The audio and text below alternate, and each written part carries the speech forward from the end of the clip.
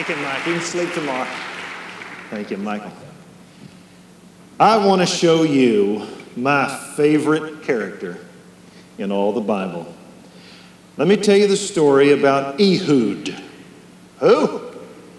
What do you know about Ehud? It's in the book of Judges in chapter 3. And when I get to glory, I want to meet this fellow. One, because he is so dramatic in his setting in the Old Testament. Another is because he just doesn't get any press anywhere else. I kind of feel sorry for him. He doesn't get mentioned anywhere else in the Old Testament. He doesn't get mentioned in the New Testament. He's only mentioned here in the book of Judges. It's Judges chapter 3.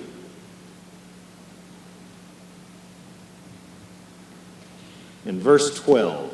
Now you stay with me, and I'll show you why this guy is my favorite in the sense of, I guess I feel the most like this guy sometimes. And I'll show you how he does here. Judges 3 and verse 12.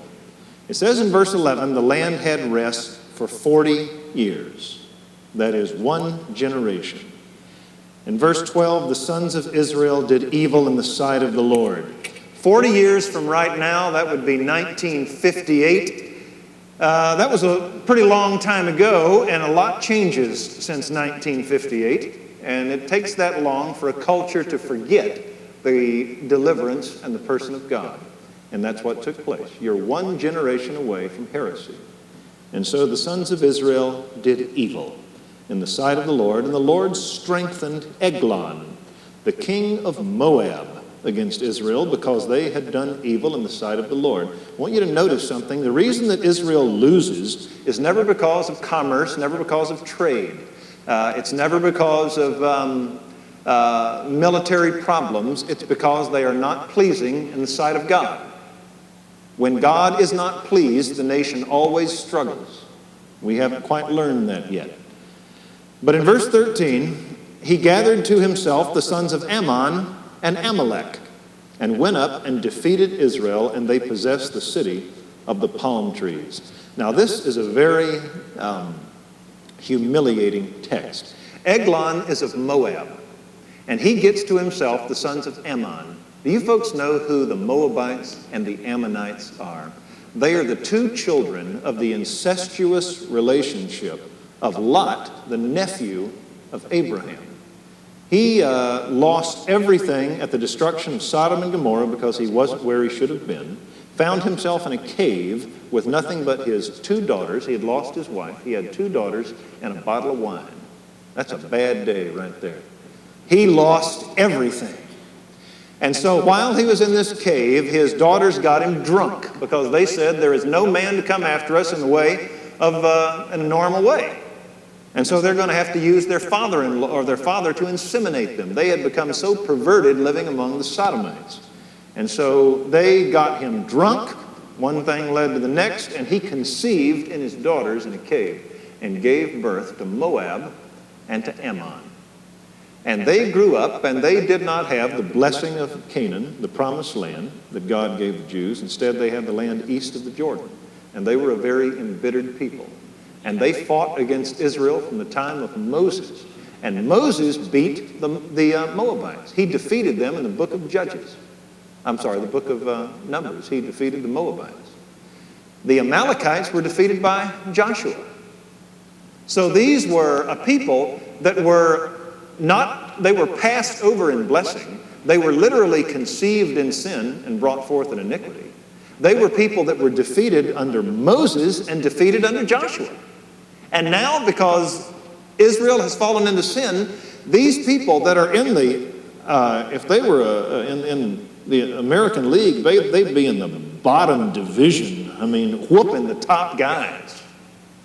They got whooped by the Cubs right here, all right? The 1961 Mets beat them. That's how bad this is. If you're a Jew reading this, you're going, whoo, son. Whooped by the Moabites and the Amalekites. The Amalekites, incidentally, are descendants of Esau, As in Jacob I loved, Esau I hated and passed over. You've got the rejects that have beaten you. That's what happens when you get into sin. And they took the city of the palms. The city of the palms is Jericho. In the geology of the land, springs pop up at Jericho. It's kind of in the middle of this harsh setting. Here's this little Fort Lauderdale sitting there, of palms. It's a place so precious that Herod gave it to Cleopatra as a gift. It was Herod's favorite winter place that he would hole up at, was Jericho. If you go there today, it's still a resort community. I ate a great big old Eskimo pie in Jericho under a palm tree. I've been there. And so it's a pretty place with an ice cream vendor running around there in Jericho. So, I mean, Jericho is the place when you conquered in the land of Canaan, that first place of Jericho was given to God as his tithe. You remember in the book of Joshua, after you defeated Jericho, you couldn't take any pillage out of the land. You gave it all to God. That's how precious it is. This is like 1812, the British fighting the Battle of 1812 and taking Washington, D.C. and burning the Capitol. What they did. This would be like somebody storming Texas and holding up at Austin. All right? They've come right in the place of Israel's first fruits to God, beaten by people that God passed over. This is disgraceful. Verse 14, and the sons of Israel served Eglon. How would you like to be named Eglon? Name means cow. Who's this guy named Cow? Son. And they serve him 18 years. Up in verse 8, you had to serve the king of Mesopotamia 8 years. Now it gets worse. The judgment gets longer. It gets more humiliating. Any of you ever get a licking from your daddy or your mother? And after they whooped you, you tried to smart off and you said, that didn't hurt. What happened, huh? Yeah. That's why they started them child laws, you know, that come out and stop your old man from whooping you so bad. Because you just said, you know, that didn't hurt so bad, so he just got whooped harder. Well, here, Israel was in bondage for 8 years. They raised their face against God. God says, well, we'll just raise the ante 18 years and not by a guy from Mesopotamia. You're going to get whooped by your ugly cousins over here. Whoa. Verse 15. And when the sons of Israel cried to the Lord, don't look at the rest of the text, what do you think? Can you live in sin for 18 years, get in trouble, cry out one time, and God show mercy towards you? Are you telling me that if my people who are called by my name will humble themselves and pray and turn from their wicked ways, and I'll hear their prayer from heaven and I'll heal their land? Is God that good that you can sin for 9 to 2 decades? And God can be merciful to you because you cry out. God raised up a deliverer. What a God he is. Ehud, son of Gerah, the Benjamite, a left-handed man. Now, this isn't why he's my favorite guy, even though I happen to be left-handed. But I'll tell you why he is. Ehud is listed in the book of Judges, but he doesn't judge Israel. Othniel judged Israel for so many years. Jephthah judged Israel. Even Samson judged Israel for 20 years, raised up the law of God.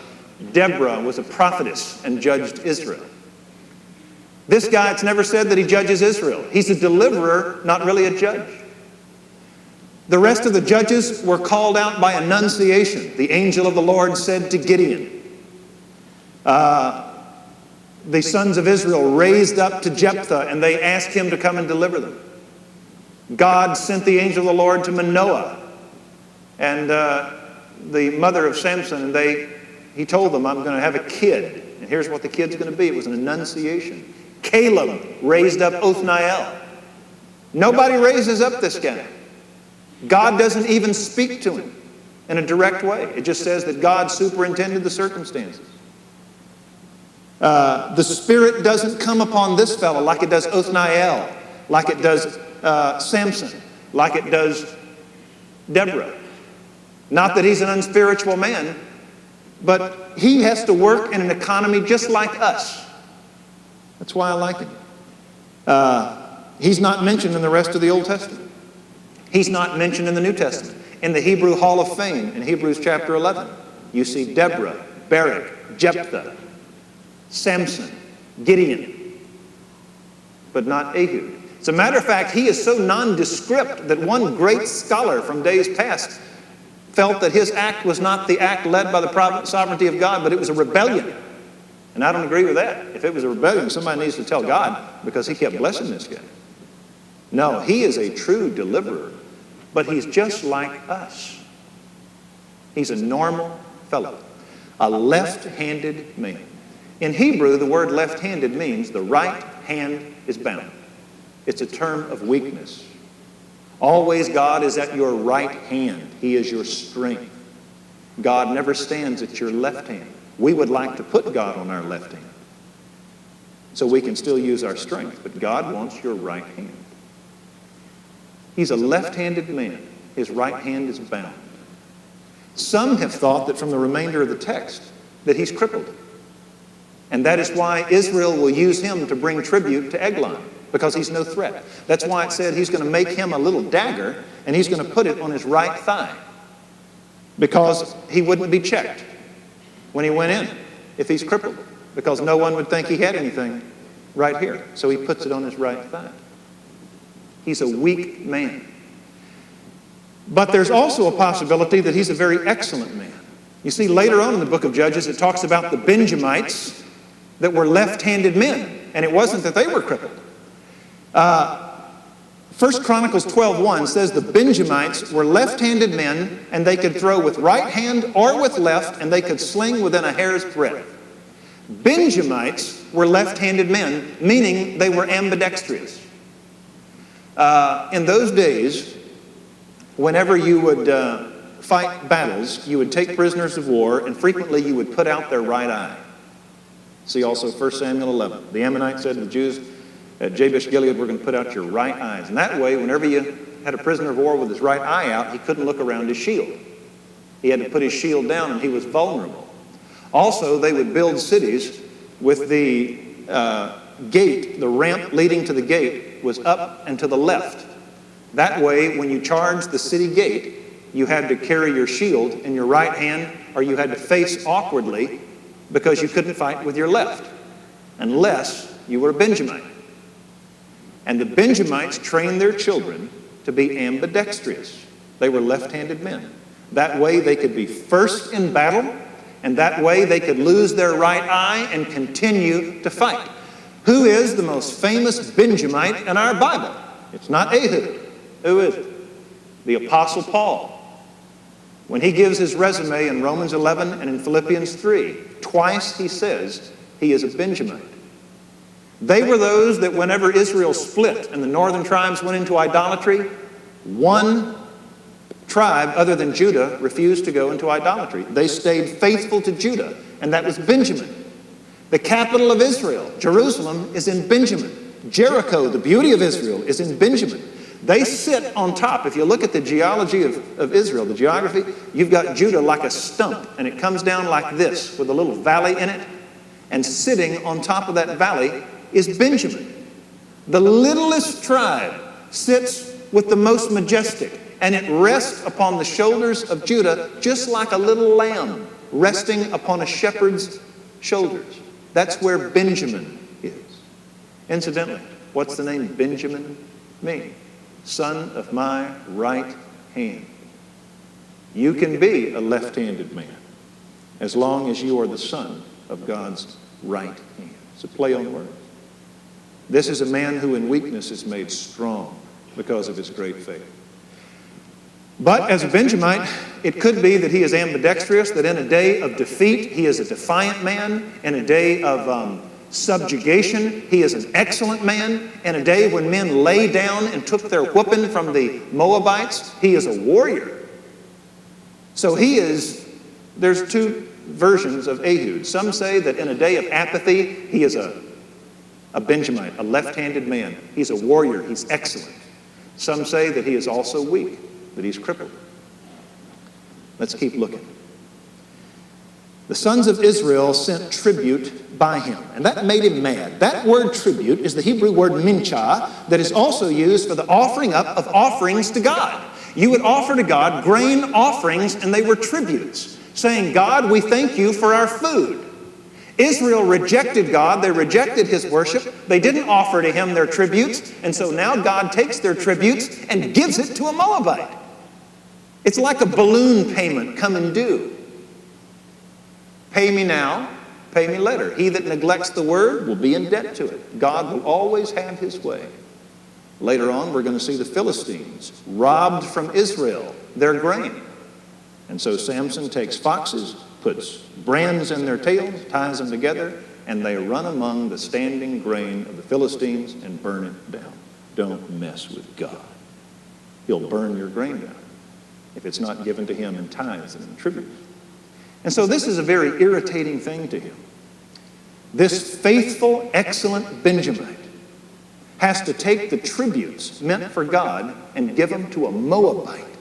And what really makes him mad as this Moabite king eats his tributes is, if you'll look down in verse 17, he presented the mincha, the tribute to God, to Eglon, the king of Moab. Now Eglon was a very fat man. What's the Hebrew say? Very fat man. Same thing as the English. Why is that there? This guy's getting fat. What's he getting fat off of? Off the tributes that are meant for Jehovah. And that makes Ehud madder and madder and madder. He keeps offering up this tribute. And this guy keeps eating what is meant for God. And every time he goes back, he says to Eglon, you're tipping pretty good, Eglon. What are you up now, about 325? You're looking good this spring, Eglon. Yeah, I'm up to about 340. Next fall, you're looking even bigger, Eglon. You must be 9-4 now. Why are you so big? Because I'm eating Israel's tribute. Verse 19. This excellent, angry man rises up in his own zeal. And he made himself a sword which had 2 edges, a cubit in length. Now, there's a play on words there. Y'all know how long a cubit is in Israel? It's the distance from the tip of your fingers to your elbow. And that was regarded as being 18 inches. All right? Where else did you see the term 18? They were in bondage to this fat rascal for 18 years. And you can just see Ehud, 18 years. I'm going to make me an 18-inch blade. And for every year you ate my tribute, I'm going to stick this thing in you. I like it. This guy is something. Actually, it's a word here that is a hapax, meaning it never occurs anyplace else in the Bible. It's a unique word here for cubit. And it's actually a little bit shorter. That is a pretty good Roman sword right there. There's a word, and this is kind of interesting, in Hebrew for a shorter cubit. And it doesn't go from here to here. It goes from the knuckles down to here. It's shorter. It's like this. It's the idea of a raised fist. And you have it from here down to here. It's a little bit shorter, so he makes sure that he can smuggle it in to this guy. So here's old Ehud. And we're not sure how he does it, because Israel didn't work with metal. They didn't work with iron. The Philistines did.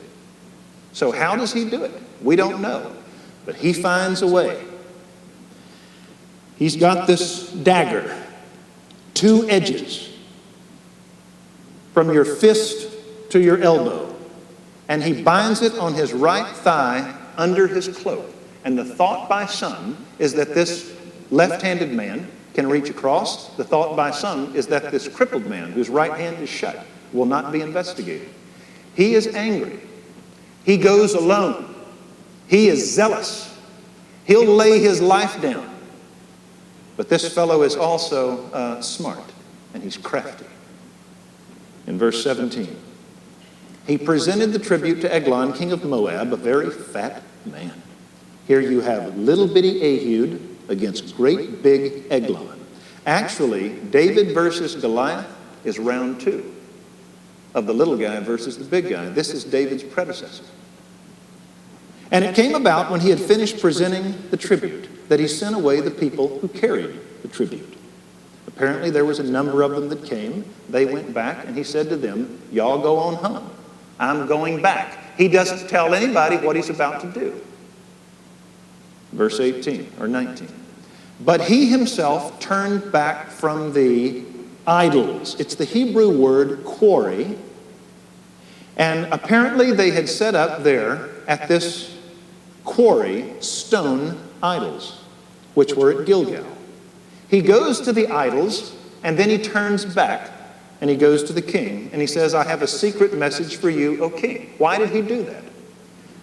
Because he let the king know, I got to the idols, and now I have a message from the gods for you. Why does he do that? He's using his head. Because, verse 19, Eglon said, keep silence, and all who attended him left. Because he is going to hear a word straight from the gods. No one else can hear it. It is secret. Why did Eglon do this? He's about to get a one-on-one. Using his head. All my buddies, y'all going back home to Israel. I've got a special message from the gods. He sends out everybody. Little bitty Eglon, the Benjamin, the smallest tribe. Did I say Eglon or Ehud? Ehud. Great big Eglon. Let's see what happens. Verse 20. Ehud came to him while he's sitting alone in his cool roof chamber. And Ehud said, I have a message from God for you, the chief deity of the Hebrews. And why does he do it? Because in verse 21 or verse 20, and he arose from his seat because he stands in reverence before the God of the Hebrews. Why did Ehud do this? Answer, to get a better target. There's nothing deep. He's got this great big bullseye in front of him. He stands up. Verse 21. And Ehud stretched out his left hand, took the sword from his right thigh, and thrust it into his belly. The handle also went in after the blade, and the fat closed over the blade. For he did not draw the sword out of his belly, and the Hebrew says, the dirt came out. What does that mean? Doug, if you would share that with us as to what this means here. Well, I'm going to tell you what it means. It talks about his excrement fell out all over the floor. You hadn't seen a movie on this text, have you? You make them on Samson, Delilah, David, but not on Ehud. No, he takes this dagger and he's thrust it with every ounce of strength he has. He goes to the kill. And this man, Eglon, the cow, the calf, becomes the sacrifice. And God now has his tribute in this man. God now has his sacrifice. And all of that, and folks, this is the graphicness of the Bible. All of that which is consumed by this pagan man that was meant for God, you can fill the rest of it in yourself. It is all over the floor. This is, in a sense, kind of Hebrew comedy. What happens to the enemies of God? What happened to Judas? He hung himself. Ahithophel, the traitor, hung himself. Absalom, caught by his hair and skewered 5 times. The kings of Canaan, they are hung. Haman is hung.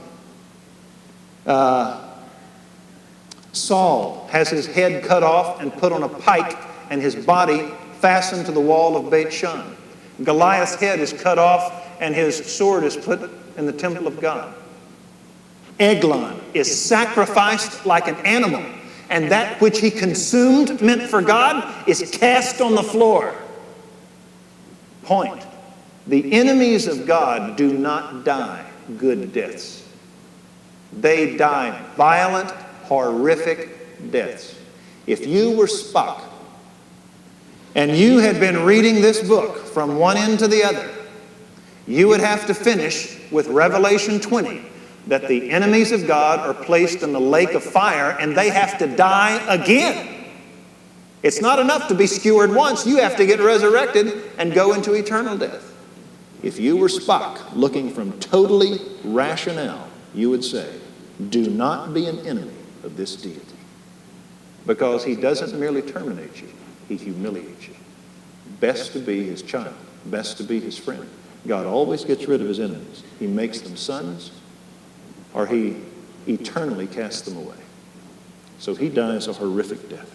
Now let me show you something about God here. Is it possible in a wicked day where your generation is destroyed because of their sin and oppressed by evil, is it possible for one man or one woman who is little simply to have a raging fire within them of passion and excellence for God?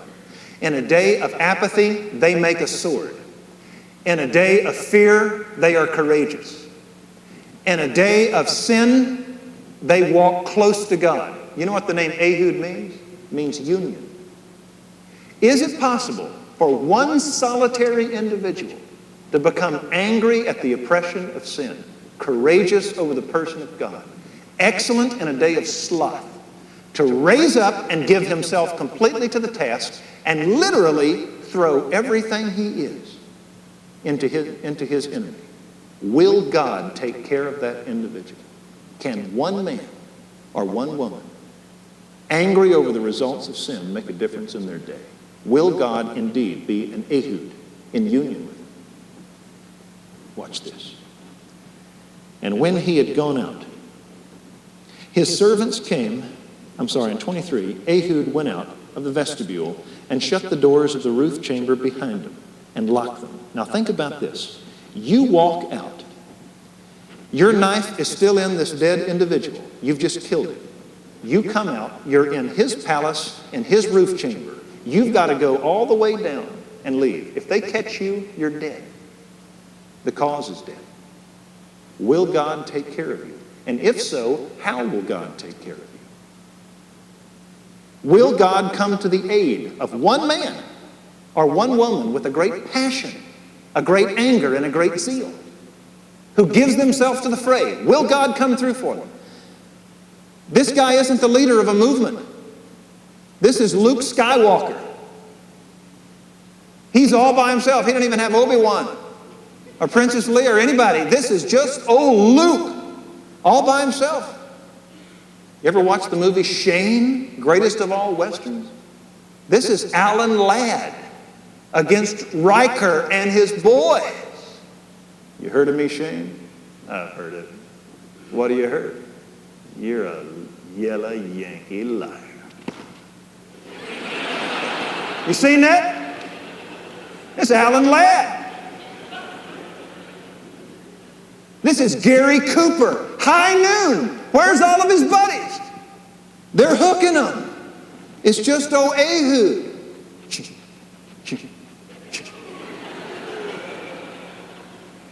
This is Sylvester Stallone against Apollo Creed. Come on. Cut me, Mick.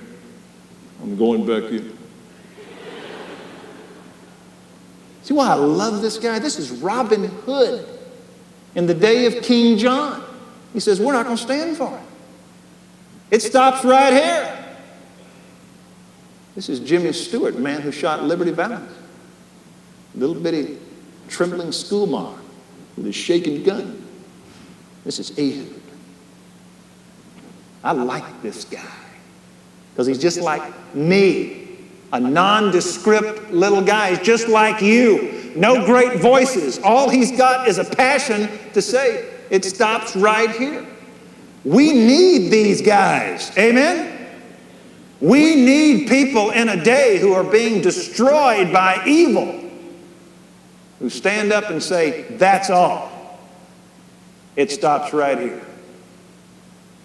And I will go in, I will lay my life down, I'll take what I can, and I will let God be on my right hand. And if I die, I die. But it stops right here. Boy, do we need these guys. Will God be for him?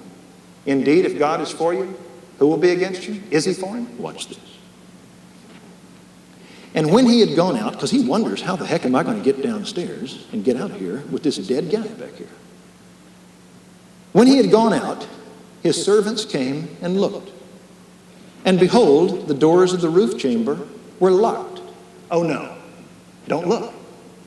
What are they obviously going to do? Tap, tap, tap. King, are you in there? Let's go in. They're going to go in, see him dead, flee, catch Ehud, kill him, and the rebel cause is quelled. Darth wins. Let's see what happens. They said, quote, he is, and I'm going to give you the Hebrew here. I love it. They said, he is covering his feet. Now, what does that mean? He's covering his feet. It says in the book of Samuel that David was hiding in a cave, and Saul stopped and went into the cave to cover his feet and laid aside his robe. And David cut the tassel off. What does that mean, to cover his feet? You ever go to a Mavericks game, Rangers game, and you have to move by nature, something hits you? You flee down, 7th inning, you go into a stall. How do you know if anybody is in that stall?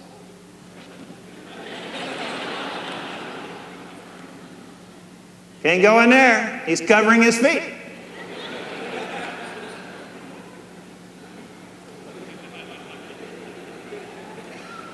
His breeches are down. That's what it means. Now, why did they think that? They went to tap on that door, and they went,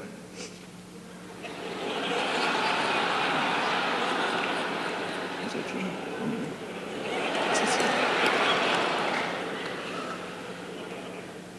What they said in Hebrew was this. They said, son.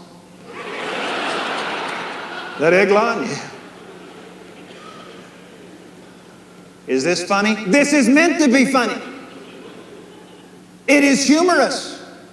It is what God thinks about his enemies. So, what is Ehud doing? He's hooking them as fast as he can. He's about to lead the rebel cause over here.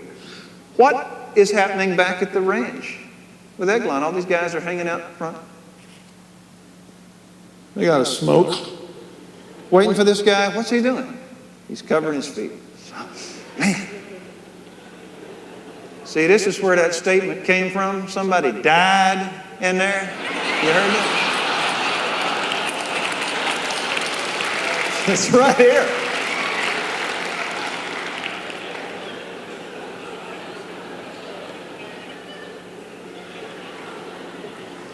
Verse 25. It gets better. And they waited until the Hebrew says, they waited until they were ashamed. How long is he going to stay in there? I don't know. They kept waiting. They waited an hour. They waited 2 hours. All the time the rebel cause is starting. Down here in verse 25, 6 and following, Ehud's leading the cause. He's blowing the shofar, calling people to deliverance. And what are they doing? They're tapping their foot. Who's responsible for this? God. You don't see God. You don't see his name mentioned. But he is superintending the affairs of men for the deliverance of his people. See, if you'll be an Ehud in union with God, a left-handed man, but you're the son of God's right hand, and in a day of sin, you get mad. In a day of compromise, you get bold. In a day of fearfulness, you lay it down. Is God with you? Yes, he is. to superintend the affairs of men. Faithful people get lucky because God's there with them. So they wait. And behold, he did not open the doors of the roof chamber. Why? Because this guy's had an audience with God. What, maybe he's praying? What else is he doing? Man, I don't know. We can't go in there, though. Finally, they just get ashamed. They took the key and opened. And behold, their master had fallen to the floor dead. Now watch 26. Ehud escaped while they were delaying. And 26 is humorous. He passed by the idols. What did the idols do to this man who had slain their king? Nothing. Why? Because they have eyes, but they see not. They have ears, they hear not. They have hearts, they feel not. They're dead. That's what the Bible thinks about alternative religion. He passed by the idols. It's humorous. Verse 27. And it came about when he had arrived that he blew the trumpet in the hill country of Ephraim. And now the little guy, Benjamin's going to call the big guys Ephraim. And the sons of Israel went down with him from the hill country, and he was in front. That word trumpet is the word shofar. Now let me tell you about that. You blew the ram's horn, the shofar in Israel, in the year of Jubilee. In the year of Jubilee, you would blow it because now all the land was going back to the original owners. That God had conquered the land and given it by lot to certain men. Every 50 years you blew the shofar, the ram's horn, and it went back to the original owners. Do you know why they would blow a ram's horn? Because it was a remembrance that Israel was the covenant nation of Jehovah.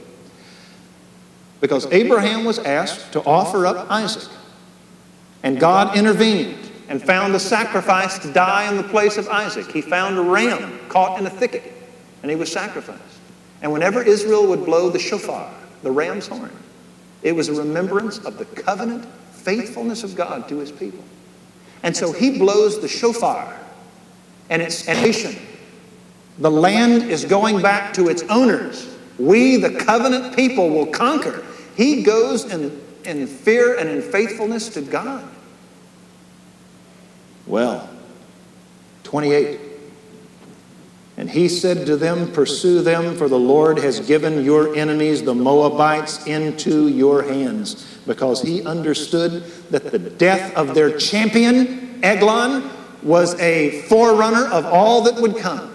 And the power of God that slew that king was the power of God that would superintend his people. That's why Israel fled after the Philistines when champion David slew champion Goliath. That's why we go in boldness, because King Jesus has slain the devil and his minions. He has been cast out, and we pursue them now, knowing that all authority is given unto me in heaven and on earth.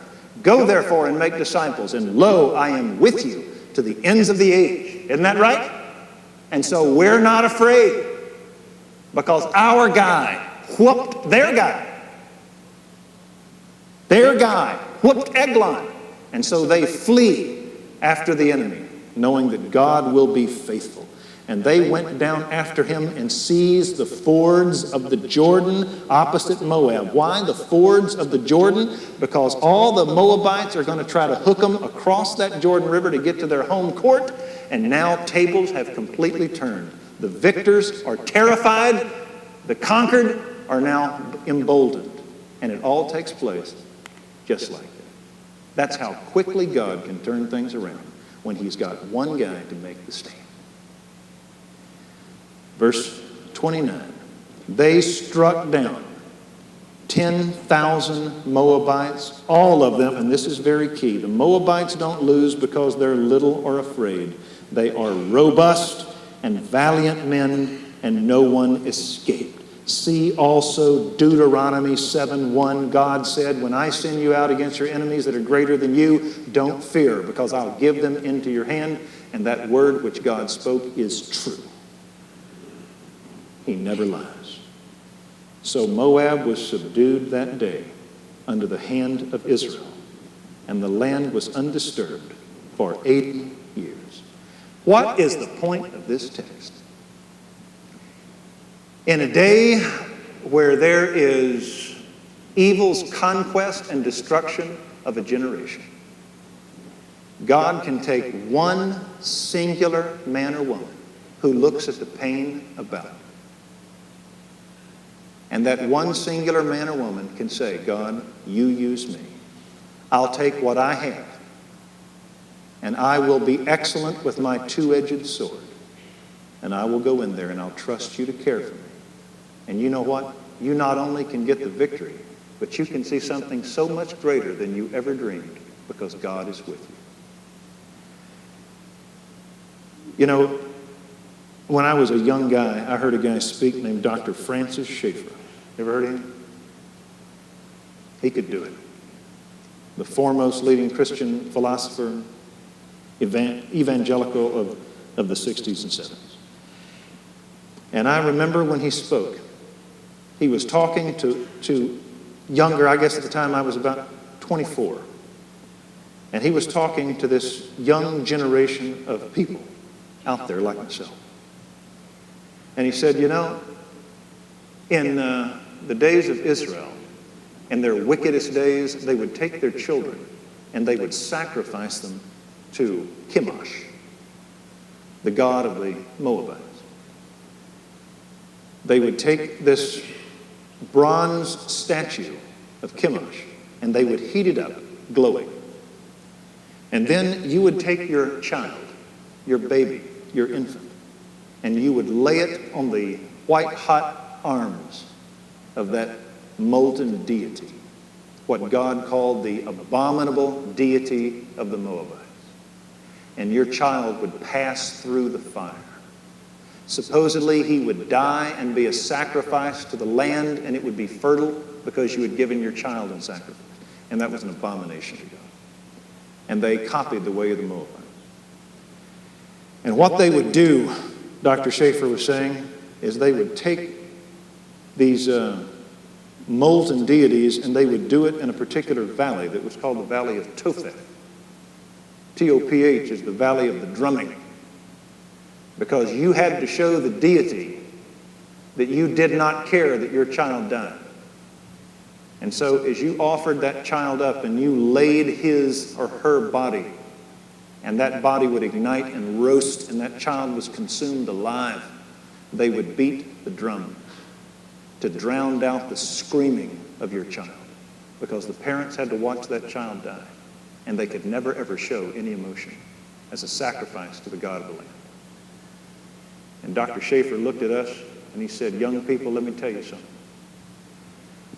He said, my generation renounced the God of the heavens and the earth and the sea and the dry land. We renounced the God of creation. We renounced the God of absolutes and morality. And now, he said, we have an entire generation of parents who have taken their children and raised them in a creationless world where they, as men and women, are not in the image of God. They have no dignity. They are chaotic emergences from the slime. There is no such thing as mind, no such thing as morality, no such thing as dignity, no such thing as morality, no such thing as maleness, femaleness, right, wrong. And we have sacrificed a generation. And he said, listen to me. And this old cat, I remember he was about 70 plus with his little goatee and his knickers. And he could, boy, he would get livid. He was so full of zeal. He said, what we have today in this generation are the screaming out of children who are dying. And the parents are drumming as if nothing is happening. And the generation is going down. Now, he said that in about 1975. And he said to us, it's going to get worse. And he looked at us and he said, who is going to stand and get mad and say it stops right here? Who's going to lay it down? Now, I got that laid on me by the greatest thinker in this country in the last 50 years, Francis Schaeffer. Now, you get it laid on you by somebody with a 2.3 in phys ed. That's the best I can do. Your generation is enslaved to Chemosh. Is that right? I'll guarantee you they are. They are children of our day with no dignity, no glory, no life, no morality, and they are ripped asunder. And somebody's got to get mad. Somebody says it stops right here. God, take me, and you take care of me. And he will. Can you lead a movement? Pray with me. Our Father in heaven, how bold, how courageous, how excellent, how mighty, how valiant, how crafty, how smart is this man who all by himself would confront the very height of wickedness and would throw everything he had behind one blow. Can you do that with us? Knowing that as we do our best, that you are there to watch over us, protect us, to supernaturally guide our way and look after us. That you can turn the tables in a heartbeat. Thank you for this tale of Ehud, the man in union, the left-handed man who is the son of God's right. Thank you for this tale. And I pray, Lord, that in a day of great slackness, you might raise up from this group men and women of the double edge. In a day of apathy, you might raise up a group of people of excellence, ambidextrous. In a day of fearfulness, you would raise up courageous men and women. In a day when men apathetically go through it day after day, you would have those who choose to stand in the gap and to let you make a difference. As terrified as they are, who will confront the enemy. Would you give us your grace and your protection? For we ask it in Jesus' name. Amen.